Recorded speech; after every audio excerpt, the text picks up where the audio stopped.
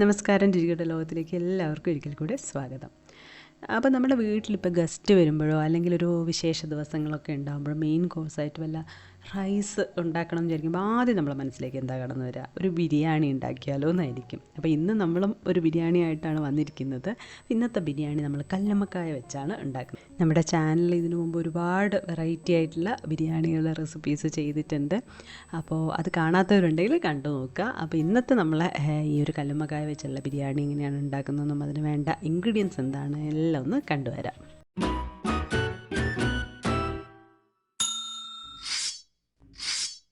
അപ്പോൾ ഇത് ഉണ്ടാക്കാനായിട്ട് നമ്മൾ 1 കിലോ കല്ലുമ്മക്കായാണ് എടുത്തിട്ടുള്ളത്. അപ്പോൾ ഇത് ക്ലീൻ ചെയ്ത് വന്നപ്പോൾ ഇത്രയാണ് വന്നത്.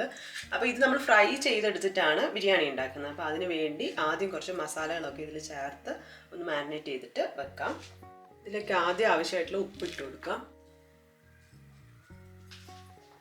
1/4 ടീസ്പൂൺ മഞ്ഞൾപ്പൊടി,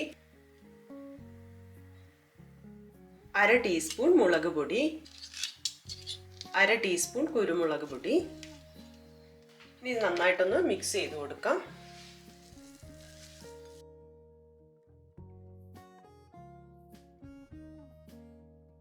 ഇത് മിക്സ് ചെയ്ത് വെച്ചിട്ടുണ്ട്. കുറച്ച് സമയം കഴിഞ്ഞ് നമ്മളിത് ഫ്രൈ ചെയ്തെടുക്കും. ഇനി നമ്മൾ ചോറ് ഉണ്ടാക്കാൻ പോവുകയാണ്. അപ്പോൾ ചോറ് നമ്മൾ വെള്ളം പാകത്തിന് സാധാരണ ബിരിയാണി വെക്കുന്ന പോലെ പാകത്തിന് വെള്ളം വെച്ച് വറ്റിച്ചെടുക്കുകയാണ് ചെയ്യുന്നത്. ഇത് എടുത്തിരിക്കുന്നത് ജീരകശാല അരിയാണ്.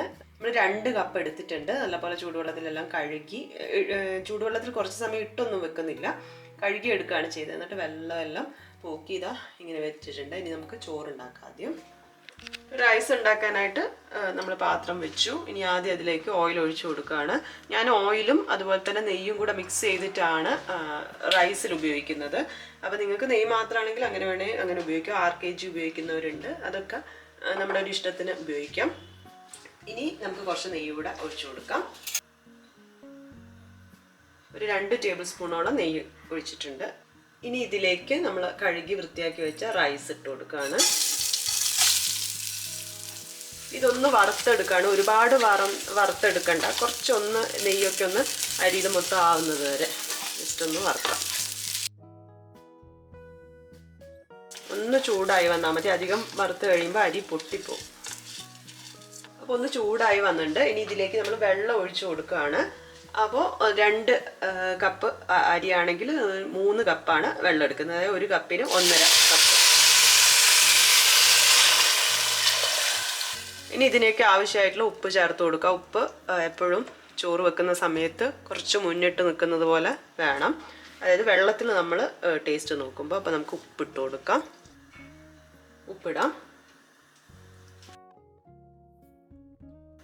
ഉപ്പിട്ടതിന് ശേഷം നമ്മൾ ഇതിലേക്ക് സ്പൈസസ് ചേർത്ത് കൊടുക്കുകയാണ്. സ്പൈസസ് നമ്മൾ പട്ട, ഒരു ചെറിയ കഷ്ണം പട്ടയാണ്, അത് ഞാൻ ഇങ്ങനെ മുറിച്ചിട്ടതാണ്. ഒരു 6 ഗ്രാമ്പു എടുത്തിട്ടുണ്ട്. അതുപോലെ ജാതിപത്രി വേണം കുറച്ച്, ഒരു 5 ഏലയ്ക്ക, ഒരു 1/2 ടീസ്പൂണോളം പെരിഞ്ജീരകം എടുത്തിട്ടുണ്ട്. അതുപോലെ തന്നെ ബേ ലീഫും ഉണ്ട്. അപ്പോൾ ഇത് ഇതിലേക്ക് ഇട്ട് കൊടുക്കാം. ഇനി ഒരു പകുതി നാരങ്ങ എടുത്തിട്ടുണ്ട്, ചെറുനാരങ്ങ. ഇതിൻ്റെ നീര് ഒഴിച്ചു കൊടുക്കാം. ഇതൊന്ന് തിളച്ച് തുടങ്ങുമ്പോൾ നമുക്ക് അടച്ചു വെച്ചിട്ട് വേവിക്കുകയാണ് വേണ്ടത്. അപ്പോൾ തിള വന്ന് തുടങ്ങിയിട്ടുണ്ട്. അപ്പോൾ തിളച്ച് വരുന്നവരെ ഞാൻ ഹൈ ഫ്ലെയിമിലാണ് ഇട്ടത്. ഇനി ഇത് അടച്ചു വെക്കാം. അടച്ചു വെച്ചതിന് ശേഷം മീഡിയം ഫ്ലെയിമിലേക്ക് മാറ്റുക. എന്നിട്ട് മേലെ എന്തെങ്കിലും വെയിറ്റ് വെക്കാൻ പറ്റുകയാണെങ്കിൽ അത്രയും നല്ലത്. കാരണം ആവിയൊന്നും പുറത്ത് പോവാതിരിക്കാൻ വേണ്ടിയാണ്.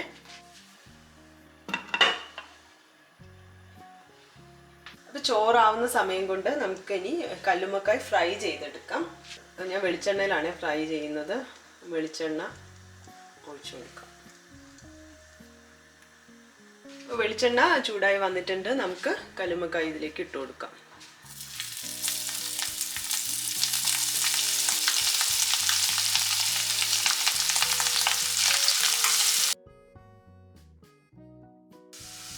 ചോറ് ഏകദേശം ആയിട്ടുണ്ട്. ജസ്റ്റ് ഒന്ന് കാണിച്ചു തരാം. ഇങ്ങനെ ആയിട്ടുണ്ട്.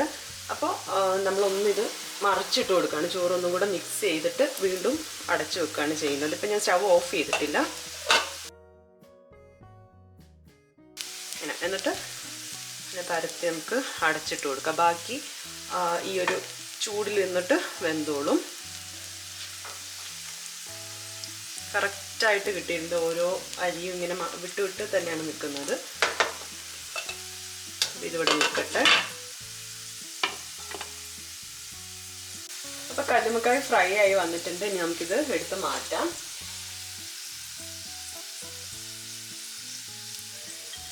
കല്ലുമ്മക്കായ മാറ്റി വെച്ചിട്ടുണ്ട്. ഇനി നമ്മൾ ഇതിലേക്ക് സവാള ഇട്ട് കൊടുക്കുകയാണ്. അപ്പോൾ ഇതിൽ ഓയിൽ ഫ്രൈ ചെയ്ത് ബാക്കിയുള്ള ഓയിൽ അത് തന്നെ മതി. വേണമെങ്കിൽ കുറച്ചുകൂടെ ഓയിൽ ഒഴിച്ചു കൊടുക്കാം. ഇതിലേക്ക് ഇനി സവാള ഇട്ട് കൊടുക്കാം.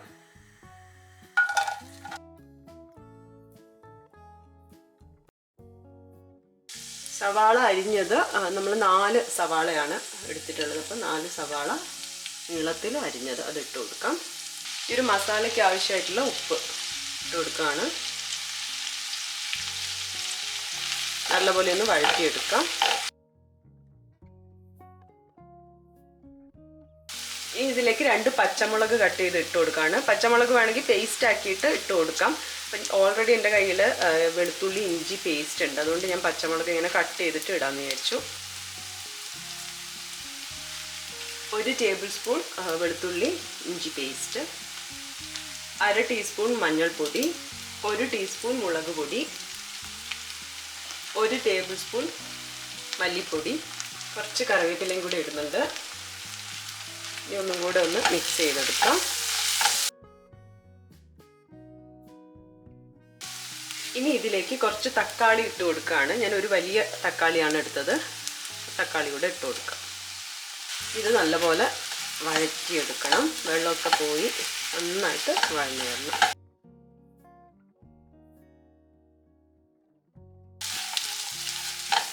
ഇത് മസാലയൊക്കെ നല്ലപോലെ വഴന്നു വന്നിട്ടുണ്ട്. ഇതിലേക്ക് നമ്മൾ വറുത്ത് വെച്ച കല്ലുമ്മക്കായ ഇട്ട് കൊടുക്കാം. ഒരു 1/2 ടീസ്പൂൺ ഗരം മസാല കൂടെ ചേർക്കാം. നല്ലപോലെ ഒന്ന് മിക്സ് ചെയ്തെടുക്കാം. അപ്പോൾ മസാല റെഡി ആയിട്ട് സ്റ്റൗ ഓഫ് ചെയ്യാം. ചോറും റെഡി ആയിട്ടുണ്ട്. ഇനി ഇതിൻ്റെ കൂടെ കുറച്ച് അണ്ടിപ്പരിപ്പും മുന്തിരിയും നെയ്യിൽ വഴറ്റിയെടുക്കുക കൂടെ ചെയ്യാം. അപ്പം നമ്മളെ ചോറ് മസാല അതുപോലെ അണ്ടിപ്പരിപ്പും മുന്തിരിയും ഒക്കെ വറുത്ത് വെച്ചിട്ടുണ്ട്. ഇനി നമ്മളിത് ദം ചെയ്തെടുക്കുകയാണ്. വിധാനിക്കുക എന്നാണ് പറയുക. അപ്പം ഞാൻ സാധാരണ ചെയ്യാറ് എങ്ങനെയാണെന്ന് വെച്ചാൽ ഒരു ദോശത്തട്ട് വെക്കും. അതിങ്ങനെ ചൂടാക്കിയിട്ട് ചെറിയ തീയിൽ ചൂടാക്കിയിട്ട് അതിൻ്റെ മുകളിൽ നമ്മൾ ഇങ്ങനെ ഓരോ ലെയറായിട്ടിട്ട് അത് നമ്മൾ ആവി കയറ്റി എടുക്കുകയാണ് ചെയ്യാറുള്ളത്. അപ്പോൾ ആദ്യം തന്നെ നമുക്ക് ഈ വിധാനിക്കൽ എങ്ങനെയാണെന്ന് നോക്കാം. നമ്മൾ ആദ്യം മസാലയാണ് ഇട്ട് കൊടുക്കുന്നത്. അതൊക്കെ നമ്മൾ ഒരുപാട് വീഡിയോസിൽ ചെയ്തിട്ടുണ്ട്. അതുപോലെ തന്നെ ഇനി മസാലയും ചോറും കൂടെ ഇങ്ങനെ മിക്സ് ചെയ്തെടുക്കണമെങ്കിൽ അങ്ങനെയും ചെയ്യാം. പാത്രം ഡയറക്റ്റ് ആയിട്ട് സ്റ്റവിൽ വെച്ചു എടുക്കാതിരിക്കാൻ നോക്കുക. കാരണം അടി കരിഞ്ഞു പോകും.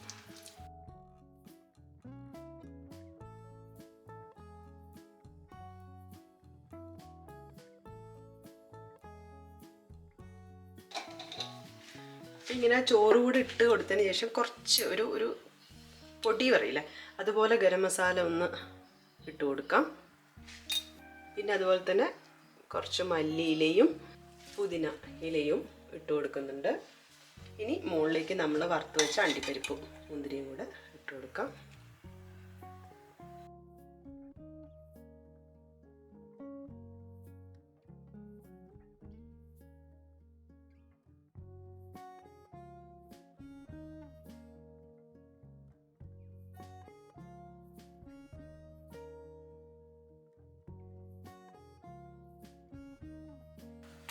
ചോറെല്ലാം റെഡി ആയിട്ടുണ്ട്. ഞാൻ ദോശത്തട്ട് ചൂടാക്കാൻ വെച്ചിട്ടുണ്ട്. ഇനി ഇത് അടച്ചു വയ്ക്കാം.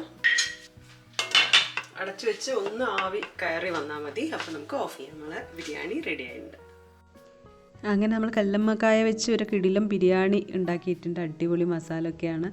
അപ്പോൾ കല്ലുമ്മക്കായ എന്ന് പറയുമ്പോൾ ഫ്രൈ ചെയ്ത് വരുമ്പോൾ അറിയാലോ അത്രേ ഉണ്ടാവുള്ളൂ. അപ്പോൾ നമ്മുടെ എത്ര പേർക്ക് വേണം ബിരിയാണി എന്നൊക്കെ നോക്കി അതിനനുസരിച്ചുള്ള ക്വാണ്ടിറ്റിയിൽ എടുക്കുക. അപ്പോൾ എല്ലാവരും ട്രൈ ചെയ്ത് നോക്കണം. നമ്മൾ സാധാരണ ബിരിയാണിക്ക് കൂടെ കഴിക്കാറുള്ള റൈത്തയോ അതുപോലെ തന്നെ അച്ചാറും പപ്പടം ഒക്കെ ഇതിനും കഴിക്കാവുന്നതാണ്. അപ്പോൾ എല്ലാവരും ട്രൈ ചെയ്ത് നോക്കി ഫീഡ്ബാക്കൊക്കെ അറിയിക്കുക. പുതിയൊരു വീഡിയോ ആയി കാണാം. അതുവരെ ബൈ.